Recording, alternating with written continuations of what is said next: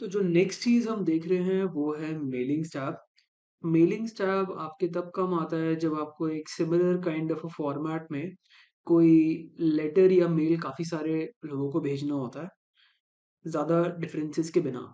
ठीक है? तो ये मैं आपको एक एग्ज़ाम्पल के थ्रू समझाता हूँ। तो मेरे पास कुछ टेक्स्ट है, ठीक है? ये एक लेटर है जो मैंने लिखा है। अब इस लेटर में मैं ये लेटर काफ़ी सारे लोगों को भेजना चाहता हूँ या फिर ये मेल मैं काफ़ी सारे लोगों को भेजना चाहता हूँ, जिसके अंदर कंटेंट सेम रहेगा ज़्यादातर। मुझे बस यहाँ पे उसका नेम चेंज करना होगा रिसिपिएंट का, उसका सिटी चेंज करना होगा और बस। बट ये चीज़ अगर मेरे को 100 लोगों के लिए करना है या 200 लोगों के लिए करना है, तो मेरे को सबके लिए उनका यहाँ पे नाम टाइप करना पड़ेगा, फिर नेक्स्ट पेज पे जाना होगा, फिर दोबारा नई नाम और सिटी टाइप करनी पड़ेगी। और हो सकता है कि ज़रूरी ना हो कि यहाँ पे सिर्फ नाम हो। क्या पता मुझे एक डेटाबेस दे रखा है, जिसके अंदर मुझे पता है कि इन लोगों को ये मेल या फिर लेटर जाना है, जिसका नेम कुछ है, फ़ोन नंबर कुछ है, ईमेल कुछ है और मेरे को वो फ़ोन नंबर, ईमेल सब कुछ यहाँ पे डालना हो। तो ये बहुत ही मैनुअली बहुत लंबा काम है ये करना। मेलिंग्स टैब यही चीज़ हमें बहुत आसानी से और जल्दी से करने में हेल्प करता है। तो मेनली तो जैसे हम मेलिंग्स ऐप को हम इन चीज़ों के लिए यूज़ कर सकते हैं, जैसे लेटर्स लिखने के लिए, ईमेल मैसेजेस लिखने के लिए, एनवेलप्स बनाने के लिए and labels and directory so on. But mainly यहाँ पे काम लेटर्स, ईमेल्स एंड एनवेलप्स ही आते हैं। और इन सबको इस्तेमाल करने का तरीका सेम ही है। पहले आप अपना कंटेंट लिखते हैं यहाँ पे कि आपको क्या कंटेंट किसी को सेंड करना है। नॉर्मली बस आप टाइप कर सकते हैं, पेस्ट कर सकते हैं। उसके बाद आपके पास एक चीज़ रेडी होनी चाहिए, वो है आपका डेटाबेस। डेटाबेस मतलब कोई एक फाइल या फिर कहीं पे अगर आपने वो चीज़ लिख रखी है कि कौन-कौन रेसिपिएंट्स हैं, किन-किन को आपको भेजना है और उनकी डिटेल्स क्या हैं, उनके बारे में इन्फॉर्मेशन आपको पता होनी चाहिए और वो कहीं स्टोर होनी चाहिए।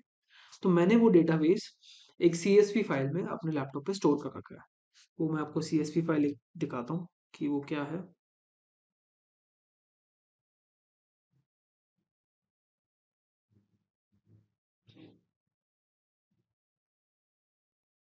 तो ये है वो सीएसवी फाइल जो मैंने बनाई है, इसको इग्नोर करिए। तो इस सीएसवी फाइल में आप देख सकते हैं कि मेरे पास कुछ लोगों का डेटा है, जैसे उनका फर्स्ट नेम क्या है, उनका लास्ट नेम क्या है, उनकी सिटी क्या है, ईमेल क्या है, उनका फ़ोन नंबर क्या है। तो मुझे मान लीजिए इन 10 लोगों को एक मेल भेजना है। तो अब मैं इन 10 लोगों के लिए मेलिंग्स ऐप को यूज़ करके मल्टीपल लेटर्स या फिर ईमेल्स कैसे बना सकता हूँ। तो मैं कैसे इन सबको एक साथ लेटर्स लिख सकता हूँ थ्रू द मेलिंग टैब्स, वो मैं आपको दिखाता हूँ। तो मैं पहले यहाँ पे रेसिपिएंट सेलेक्ट। अब मेरे को ये 2 ऑप्शंस देता है, टाइप अ न्यू लिस्ट और यूज़ एन एक्जिस्टिंग लिस्ट। तो अभी मेरे पास ऑलरेडी वो लिस्ट बनी हुई है जो रेसिपिएंट्स की मेरे पास है, तो मैं यूज़ एन एक्जिस्टिंग लिस्ट पे क्लिक कर रहा हूँ। तो यहाँ पे मेरे पास मैं अपनी फाइल सेलेक्ट करता हूँ, डॉक्यूमेंट्स में जाके डेटाबेस, जो मैंने आपको फाइल अभी दिखाई थी, ये वो फाइल है। मैं इसको सेलेक्ट करता हूँ और मैं इसको ओपन कर देता हूँ। तो अब जो मेरे रेसिपिएंट्स हैं, वो इंटरनली सेलेक्ट हो चुके हैं। अब मेरे को अगर वो रिसिपिएंट्स की लिस्ट चेंज करनी है, एडिट करनी है, तो मैं एडिट पे क्लिक करता हूँ और मेरे पास वो लिस्ट आ जाती है। जैसे आप देख सकते हैं ये लिस्ट मेरे पास आ चुकी है। अभी इन सब पे टिक लगा हुआ है, तो ये मतलब मैं अभी सारे के सारे रिसिपिएंट्स मान रहा हूँ कि ये हैं। तो last name, first name, city, email, phone number, ये सारे उन्होंने सीएसवी फाइल से अब वर्ड में ये इंटरनली आ चुके हैं और इनका डेटा सोर्स यही है। नेक्स्ट अब इसमें अगर आपको कुछ एडिशंस एडिट करने हैं तो आप वो कर सकते हैं। जैसे मुझे अगर विवान गुप्ता का रेसिपिएंट ऐसा उसको हटाना है, तो मैं इसको अनक्लिक कर दूंगा, तो ये रेसिपिएंट्स लिस्ट में अब अगर मैं ये बैकग्राउंड में डॉक्यूमेंट चेंज करूंगा या बनाऊंगा तो फिर वो रेसिपिएंट्स विवान गुप्ता को नहीं ऐड करेगा। ठीक है? तो अब मैं यहाँ पे ओके कर देता हूँ। तो अब मेरे को यहाँ पे फर्स्ट नेम, लास्ट नेम और सिटी चाहिए, तो मैं वो कैसे डालूंगा?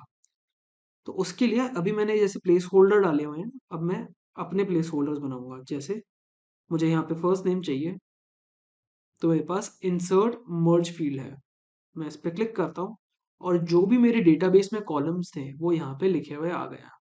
तो अब मेरे को अगर फर्स्ट नेम चाहिए तो मैंने फर्स्ट नेम पे क्लिक करा और मेरे पास यहाँ पे फर्स्ट नेम का प्लेस होल्डर आ गया। इसका मतलब कि इस डॉक्यूमेंट में यहाँ पे फर्स्ट नेम आएगा। जो भी मेरे डेटाबेस में फर्स्ट नेम मेंशन है वो यहाँ पर आएंगे एक एक करके। अब सेम मेरे को लास्ट नेम के लिए करना है तो मैं यहाँ पे लास्ट नेम क्लिक कर दूंगा, उसके बीच में स्पेस ऐड कर दूंगा और इस पुराने प्लेस होल्डर को हटा दूँ और सिटी की जगह मैं इसको हटाता हूँ, यहाँ पर इंसर्ट मॉडिफाई पे सिटी डाल देता हूँ और मेरा काम हो चुका है। ठीक है, तो अब मेरे पास अलग अलग लेटर्स बनेंगे अलग अलग लोगों के लिए और उन लोगों के लिए जिनका डेटाबेस मैं आपके सामने अभी ऐड करा था। तो अगर मेरे को अब देखना है कि एक सैंपल लेटर कैसे दिखेगा तो मैं यहाँ पे क्लिक करूंगा प्रीव्यू रिजल्ट्स पे। अब प्रीव्यू रिजल्ट्स जैसे क्लिक करा आप देख सकते हैं कि एक लेटर कैसा लिखा हुआ आ रहा है कि यहाँ पे आरएफ शर्मा आगे जो मेरा फर्स्ट रेसिपिएंट है और वो दिल्ली से है। मेरे को आगे के लेटर्स देखने तो मैं यहाँ पे क्लिक करता हूँ कि मेरे को नेक्स्ट रिकॉर्ड देखना है, अनन्या वर्मा, दिया कुमार एंड ये सारी चीजें आप देख सकते हैं चेंज हो रही हैं। तो ये मेरे सैंपल लेटर्स हैं जो मैं देख पा रहा हूँ। तो मेरे 10 रेसिपिएंट्स थे तो मैंने सबके रिकॉर्ड ऐसे देख लिए लाइक दिस। तो ये आपकी मेन फंक्शनैलिटी होती है कि आप इसको कैसे यूज कर सकते हैं एंड फिर उसके बाद आप फिनिश एंड मर्ज पे क्लिक करेंगे तो आप इन डॉक्यूमेंट्स को प्रिंट कर सकते हैं। ओके पे क्लिक कर सकते हैं एंड देन आपके आप यहाँ से जैसे ही ओके करेंगे तो आपके सारे के सारे डॉक्यूमेंट्स एक एक पेज पे प्रिंट हो जाएंगे। तो ये आपकी मेन फंक्शनैलिटी होती है मेलिंग्स टैब की। सेम अगर आपको ईमेल मैसेजेस के लिए करना है तो आपका ये फॉर्मेट हो जाता है। सेम चीज़ आपको करनी है, यहाँ पे मर्ज फील्ड्स पे जाना है, फर्स्ट नेम लास्ट नेम लिखना है और उसके बाद फिनिश मेल मर्ज पे जाके सेंड ईमेल मैसेजेस कर देना है और आपका काम हो जाएगा।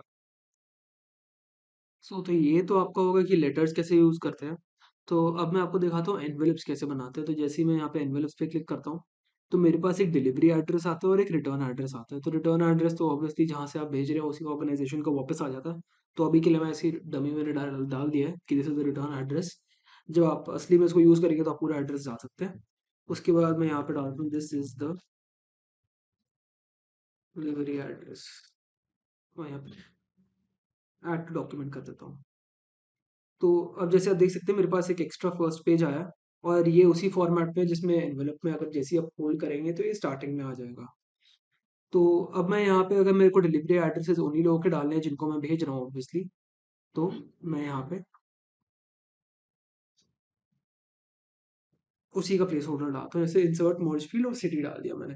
अभी मेरे पास पूरा एड्रेस नहीं था उस डेटाबेस में, तो अगर मैं उस डेटाबेस में एड्रेस करके भी एक फील्ड डाल देता तो मैं यहाँ से इंसर्ट एड्रेस कर देता और पूरा का पूरा एड्रेस इस जगह पे लिखा हुआ आ जाता। तो अब मेरे को अगर अपने प्रीव्यू करना है कि मेरे डॉक एनवेलप्स कैसे होंगे तो मैं यहाँ पे प्रीव्यू पे क्लिक करूंगा।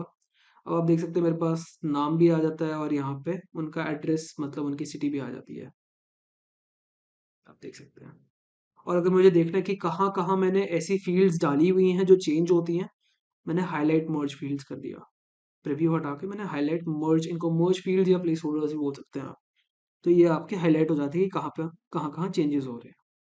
ठीक है, और उसके बाद आता है आपका मैच फील्ड्स का ऑप्शन।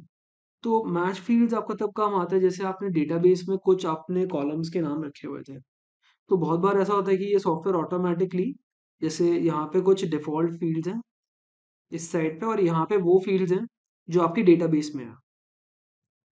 तो मान लीजिए मेरे को जैसे इसने लास्ट नेम और फर्स्ट नेम मेरे ऑटोमेटिकली पकड़ लिए हैं, जो मैंने डेटाबेस में कॉलम नेम था वही यहाँ पे मैच हो गया क्योंकि वो सेम था। अगर मुझे मिडिल नेम भी लास्ट नेम डालना है तो यहाँ पे लास्ट नेम लिख देता हूँ और ओके कर देता हूँ।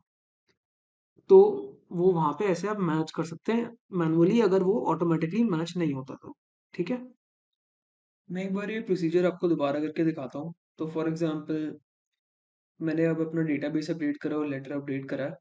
तो मैं अपनी जो अपडेटेड लिस्ट है वो आपको दिखाता हूँ।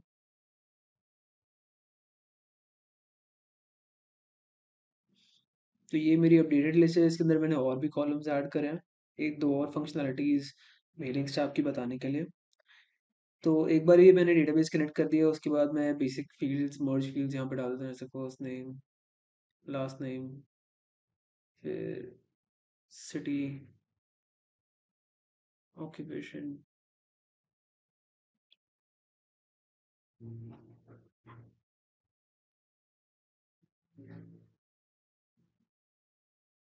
Phone number. ठीक है, तो अब मैंने यहाँ पे बेसिक फील्ड्स भर दिए हैं, मैं इनको प्रीव्यू भी कर सकता हूँ ऐसे। यहाँ पे एक स्पेस आएगा। तो ये आपकी बेसिक फंक्शनैलिटी, ये तो मैं आपको ऑलरेडी बता चुका हूँ। अब इसके अलावा कुछ रूल्स भी एग्जिस्ट करते हैं इसके अंदर। तो इसमें से मैं आपको जो सबसे मोस्टली यूज्ड रूल होते हैं पहले मैं वो बताता हूँ। तो मेरे पास एक इफ देन एल्स का रूल है। यहाँ पे अपना कर्सर रखता हूँ, फिर यहाँ पे इफ देन एल्स पे क्लिक करता हूँ। तो मैं लिखता हूँ कि अगर किसी की एज 25 से लेस है, तो आप लिखो that unfortunately you are not invited to the event, you are invited to the event. तो मैंने एज वाइज रिस्ट्रिक्शन लगा दिया है कि इसकी एज अगर 25 से कम है तो मैं उसको नहीं इनवाइट करूंगा, जिसकी ज़्यादा है उसको मैं इनवाइट कर दूंगा और ओके कर दूंगा यहाँ पे।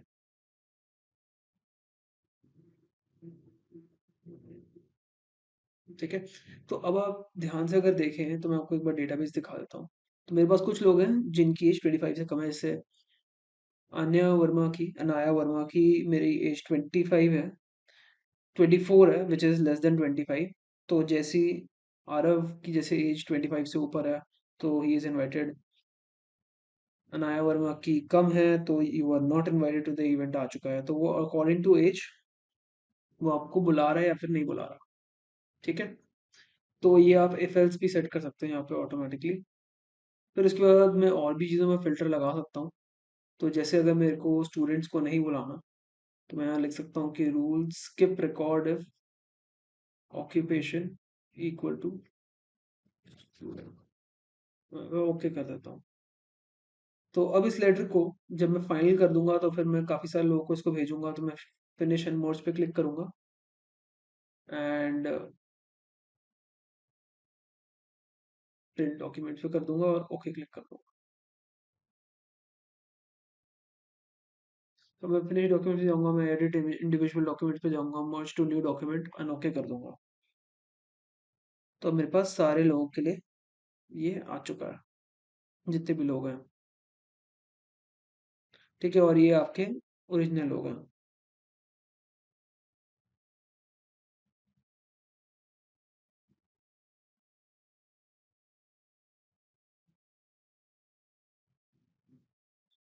तो ये आपकी नई फाइल बन गई। आप इसको प्रिंट कर सकते हैं, इसको सेव कर सकते हैं। ठीक है। तो ये आपकी मेलिंग स्टैक की फंक्शनैलिटीज हो गई है।